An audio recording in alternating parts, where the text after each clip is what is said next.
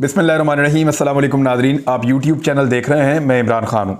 सबसे पहले सारे पाकिस्तान को मुबारकबाद और बहुत बहुत मुबारकबाद कि पाकिस्तान फ़ाइनल में पहुँच गया है। देखना यह है कि पाकिस्तान फ़ाइनल इंडिया के साथ खेलता है या इंग्लैंड के साथ खेलता है।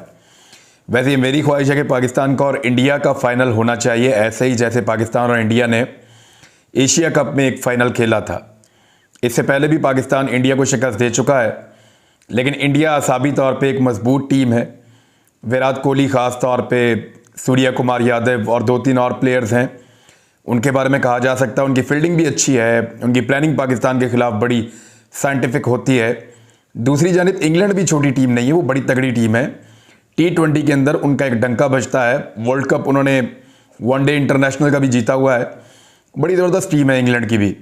देखना, और ये कंडीशंस जो हैं, इन कंडीशंस में पाकिस्तान तो अब कुछ थोड़ा परफॉर्म कर रहा है। इन कंडीशंस के अंदर इंडियंस का और इंग्लैंड का दोनों का खेलने का बहुत तजर्बा है, लेकिन अगर आप नंबर देने चाहें इस कंडीशंस के, तो वो इंग्लैंड के पास ज़्यादा नंबर्स होंगे, क्योंकि वो ऑस्ट्रेलिया के साथ टेस्ट और वनडेज बहुत खेलते रहे हैं। दोनों एक दूसरे के मुल्क में बहुत ज़्यादा खेलते हैं। तो पाकिस्तान ने आज का मैच जीता, पाकिस्तान ने अच्छा खेला, पाकिस्तान जीत गया। बाबर आजम ने और मोहम्मद रिजवान ने अच्छी बैटिंग की। बाबर आजम का कैच छूट गया, उसके बाद फिर कंट्रोल हो गया चीज़ों पे। जबकि वन लाइनर अगर मैं जीतने का बोलूं तो मुझे ऐसा लगा कि न्यूजीलैंड आज का मैच डर कर खेला है। यानी न्यूजीलैंड ने आज बहादुरी के साथ मैच नहीं खेला। उनकी बॉडी लैंग्वेज से, उनके क्रिकेट खेलने के अंदाज से, उनके फैसलों से, उनकी शॉट सिलेक्शन से वो ऐसा लग रहा था कि वो पाकिस्तान से दबे हुए हैं। ऐसा लग रहा था कि न्यूजीलैंड पाकिस्तान से डरा हुआ मैच खेल रहा है। और ये 20 ओवरों के मैच में इतना ही होता है, बस जो डर गया वो मर गया। ये कोई टेस्ट क्रिकेट तो है नहीं जहाँ पे एक प्लेयर जो है बहुत लंबा खड़ा हो जाए, बहुत टाइम ले ले। नहीं, यहाँ पे तो बहुत बहादुरी से क्रिकेट खेलनी पड़ती है, तेज़ी से फैसले करने पड़ते हैं। आप डरे हुए होंगे तो आप डिसीजन नहीं ले पाएंगे, आप डिफेंसिव होंगे तो आपके ओवर बॉलें ज़ाया हो जाएंगी। यहाँ पे 4-6 बॉलें कुछ से कुछ कर देती हैं। लिहाजा T20 के अंदर एक डरी हुई टीम कभी भी नहीं जीत सकती, जितनी मर्जी वो अच्छी टीम हो। मेरी नज़र में आज की फेवरेट टीम जो थी वो न्यूजीलैंड होनी चाहिए थी। इन्होंने यहाँ बहुत क्रिकेट खेली है, इस ग्राउंड को बहुत जानते हैं, उनको पता है कि कहाँ पे कैसे शॉट खेलने हैं। लेकिन पाकिस्तान ने आज डरी हुई क्रिकेट नहीं खेली, और ये एक अच्छा डिसीजन था कि पाकिस्तान ने पहले बॉलिंग की है, न्यूजीलैंड को पहले बैटिंग का मौका मिला, और उसमें न्यूजीलैंड एक्सपोज हो गया। ऐसा लग रहा था वो डरे हुए, वो फिनिश भी नहीं कर पाए। यानी पाकिस्तानी फास्ट बॉलर को एंड में मार पड़ सकती थी, लेकिन वो भी नहीं वो कर पाए, और वो मैनेज नहीं कर पाए कि किस तरह पाकिस्तान की टीम को कंट्रोल करना है।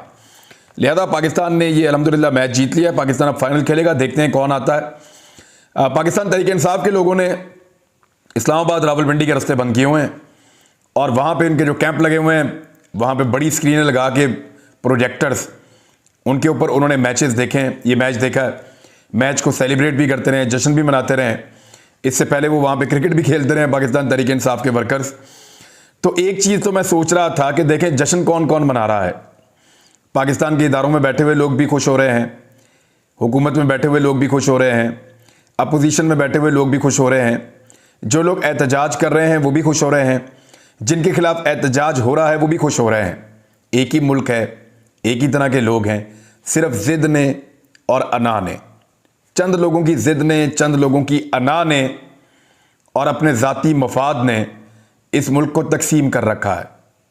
यानी वो अपनी ज़िद छोड़ दें, अपनी अना छोड़ दें, अपना ज़ाती फ़ायदा देखना छोड़ दें।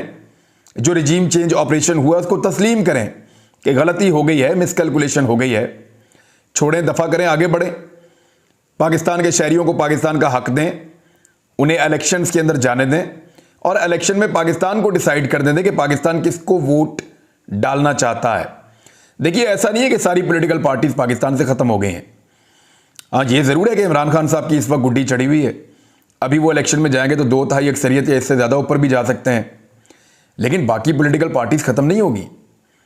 वोट पड़ेंगे, पीपल्स पार्टी को भी पड़ेंगे, PMLN को भी पड़ेंगे, वोट फजलुर रहमान साहब की पार्टी को भी पड़ेंगे, MQM को भी वोट पड़ेंगे। हालांकि उन्होंने अपना बहुत बेड़ा गर्क किया है, लेकिन सबसे ज़्यादा जो अपना सत्यानाश किया वो सहूलतकारों ने किया है।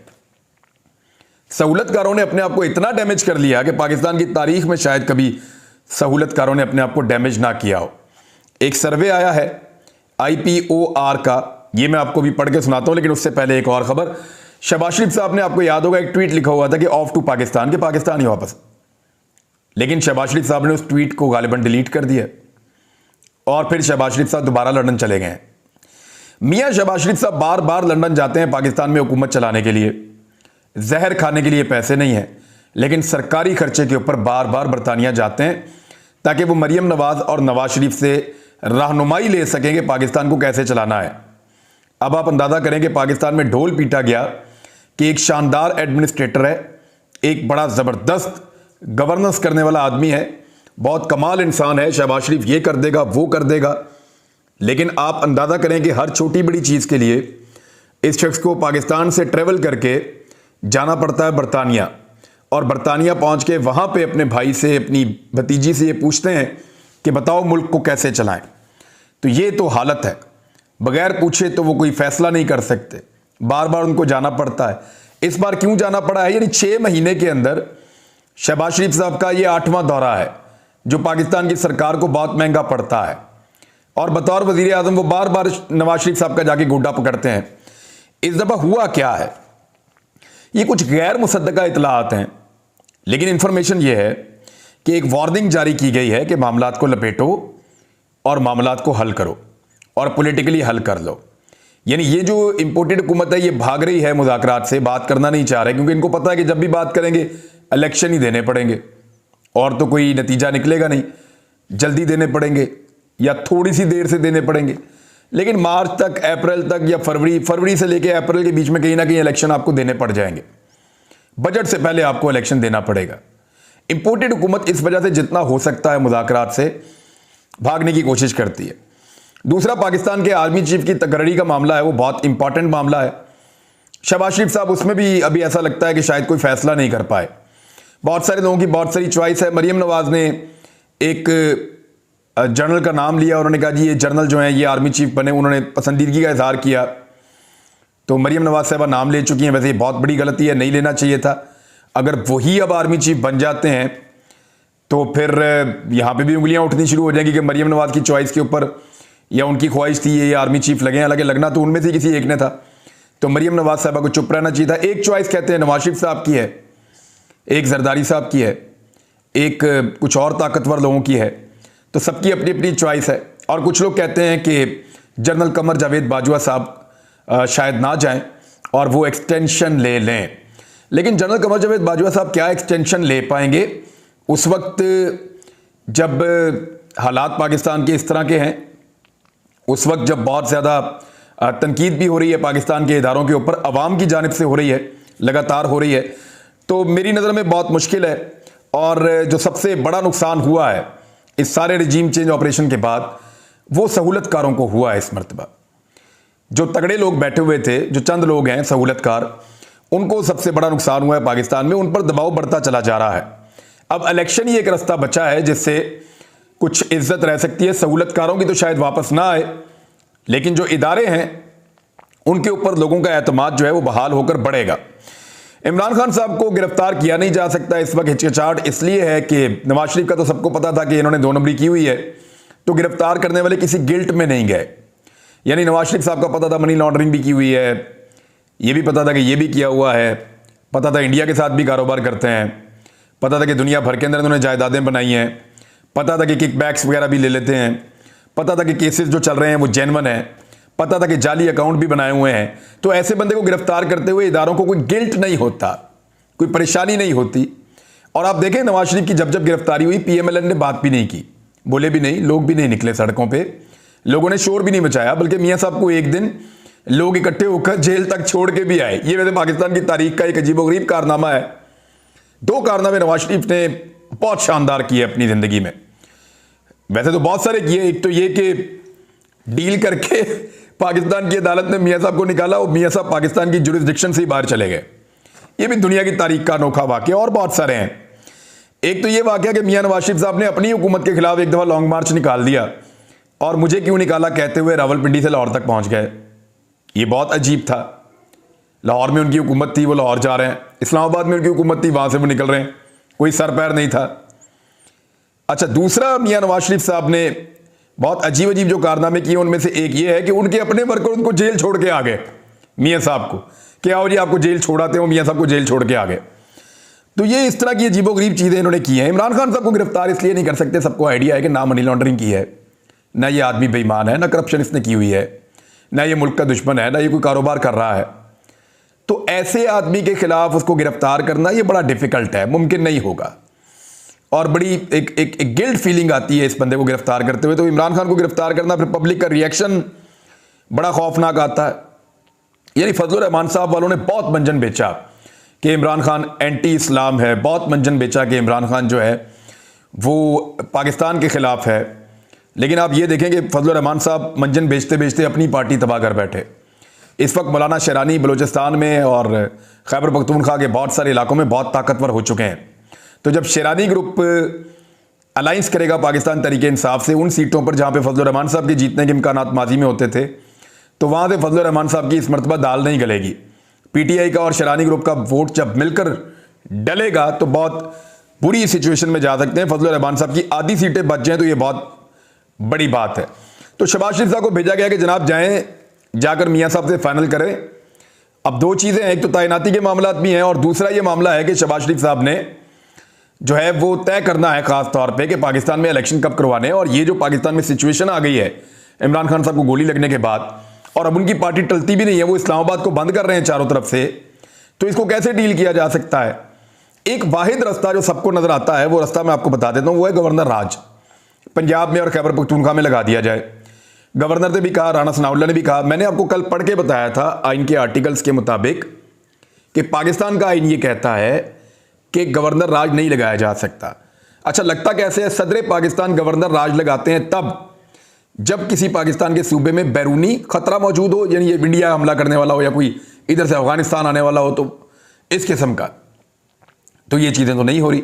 या कोई अंदरूनी खतरा हो जो इतना बड़ा हो जिसके बारे में सूबाई असेंबली की अक्सरियत ये कह दे कि जनाब यहां गवर्नर राज लगा दें तो हो जाएगा। अब अक्सरियत तो है ही नहीं किसी के पास भी, तो अक्सरियत तो ये कहेगी नहीं, तो सदर पाकिस्तान गवर्नर राज नहीं लगा पाएंगे। सिर्फ एक ही तरीका रह जाता है कि सदर पाकिस्तान गवर्नर राज पहले लगा दें और फिर कौमी असेंबली और सेनेट ये दोनों मिलकर करारदाद पास कर दें अगले 10 दिन के अंदर अंदर कि जनाब गवर्नर राज लगा दिया जाए। लेकिन सदर पाकिस्तान कौन है? वो तो आरफ अलवी हैं, वो तो कभी भी गवर्नर राज नहीं लगाएंगे। तो आरफ अलवी को हटाकर दूसरा कायम मकाम सदर लाया जाए और वो कायम मकाम सदर अगर गवर्नर राज लगा दे और उसके बाद कौमी असेंबली और सेनेट दोनों जगहों के ऊपर जो अक्सरियत है वो ये कह दे कि ये गवर्नर राज बिल्कुल ठीक लगा हुआ और ये लगना चाहिए, तो फिर गवर्नर राज सस्टेन कर सकता है। लेकिन कायम मकाम सदर कैसे आएगा, ये एक बड़ा सवाल है। इसके लिए मैंने आईने पाकिस्तान को खोला तो आईने पाकिस्तान का आर्टिकल 49 वहां पे ये लिखा हुआ है, चेयरमैन और स्पीकर टू एक्ट एज और परफॉर्म फंक्शंस ऑफ प्रेसिडेंट।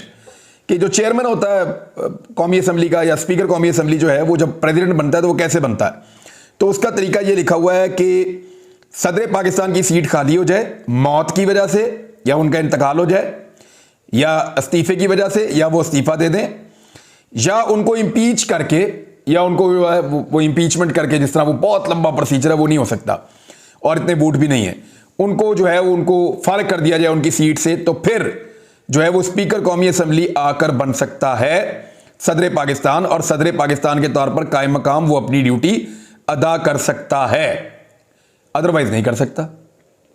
एक और तरीका भी है। अच्छा, इसमें लिखा है when the president by reason of absence from Pakistan, या तो प्रेसिडेंट ऑफ पाकिस्तान से बाहर चला जाए या किसी और वजह से वो छुट्टी ले ले, उस दौरान भी स्पीकर कौमी असेंबली जो है वो आ सकता है और ये फंक्शंस अदा कर सकता है। मामला यह है कि आरफ अलवी ना तो छुट्टी ले रहे हैं, ना आरफ अलवी साहब जो हैं वो उनके खिलाफ इंपीचमेंट हो रही है या उनका मुआखजा नहीं हो रहा, ना वो छुट्टी ले रहे हैं, ना उनका मुआखजा हो रहा है, ना वो कहीं जाना चाह रहे हैं, ना उनकी अल्हम्दुलिल्लाह वो हयात हैं, उनको कोई और मसला भी नहीं है। तो उनकी जगह पे स्पीकर कौमी असेंबली 1 मिनट भी आकर नहीं बैठ सकता। अब अगर स्पीकर कौमी असेंबली आकर बैठ जाता है तो फिर वो कैसे लगाएगा गवर्नर राज? वो गवर्नर राज लगाएगा तो उसके बाद कौमी असेंबली और सेनेट दोनों के अंदर जाना पड़ेगा, तो वो एक फिर भी लंबा प्रोसीजर होगा, लेकिन होगा नहीं। वजह यह है कि सदर Pakistan is going nowhere. Arif Alvi साहब कहीं नहीं जा रहे, वो यहां पे मौजूद हैं, और जब तक वो मौजूद हैं तब तक गवर्नर राज नहीं लग सकता ना पंजाब में ना खैबर पख्तूनख्वा में। एक तो इसको आप क्लियर कर लें। कायम मकाम सदर आने की तमाम कंडीशन मैंने आपको बता दी हैं, या मुल्क से चले जाएं, या छुट्टी ले जाएं, या इंतकाल फरमा जाएं, या वो जो है उनका मुआखजा कर दिया जाए, या वो इस्तीफा दे दें। ये पांचों में से कोई भी चीज़ नहीं होने जा रही। अब नहीं होने जा रही तो फिर नहीं होने जा रही। अल्लाह ताला आरिफ अलवी साहब को अपने हिफ्ज़ अमान में रखे। सदर पाकिस्तान है, वो आर्म फोर्सेस के सरबराह भी हैं। अब जो IPOR का नया सर्वे आया है, ये है institute of public opinion research. इनका जो नया सर्वे आया है, मैं सिर्फ 2 लाइनें आपको बता दूं, बड़ा इंटरेस्टिंग है। ये सर्वे मार्च 2022 में भी हुआ था इमरान खान साहब के दौरे हुकूमत में, और अब नवंबर 2022 में हुआ है शहबाज शरीफ साहब के दौरे हुकूमत में। सवालात 2 ही हैं, सेम सवालात, लेकिन आप परसेंटेज में आप जवाब देख लें।